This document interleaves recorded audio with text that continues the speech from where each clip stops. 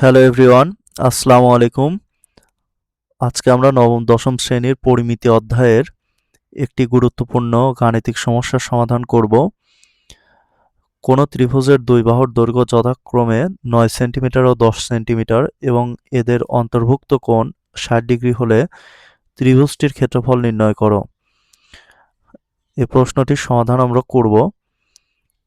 আমাদের এর আগে একটি সূত্র শিখে নিতে হবে। কোনো ত্রিভুজের দুইটি বাহু ও এদের অন্তর্ভুক্ত কোণ দেয়া থাকলে ত্রিভুজটির ক্ষেত্রফল নির্ণয় সূত্রটি হচ্ছে আমাদের half A B sine theta. এবার আমরা মানগুলো বসিয়ে দেব। সলিউশন: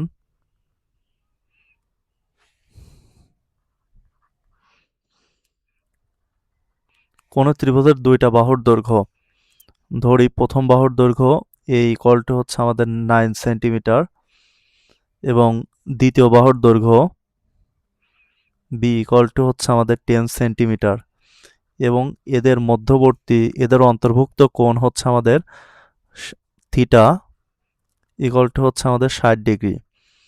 এবার আমাদের ত্রিভুজটির ক্ষেত্রফল, সুতরাং ক্ষেত্রফল ইকুয়াল টু কোনো ত্রিভুজের দুইটা বাহু ও এদের অন্তর্ভুক্ত কোণ দেয়া থাকলে সূত্রটি হচ্ছে আমাদের half A B sine theta. তাহলে half A B sine theta. এবার আমরা সূত্র অনুযায়ী মানগুলো বসিয়ে দেব। হাফ এর মান 9, বি এর মান 10, sign 60 degree.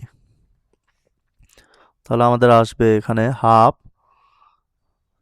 9 into 10 into sign 60 ডিগ্রির মান হচ্ছে আমাদের √3/2। এখান থেকে আমাদের 2 দ্বারা 10কে কাটবো, অর্থাৎ 5 থাকে। 5 নং 45, 45 √2, 45 √3। এখানে থাকবে হচ্ছে আমাদের 5 নং 45 √3 ডিভাইডেড বাই 2। এটাকে ক্যালকুলেটরে চাপলে মান আসে 38.97। 38.97। ক্ষেত্রফল যেহেতু বলেছে, তাই হবে হচ্ছে আমাদের বর্গ সেন্টিমিটার। বর্গ সেন্টিমিটার, এটি আমাদের অ্যান্সার।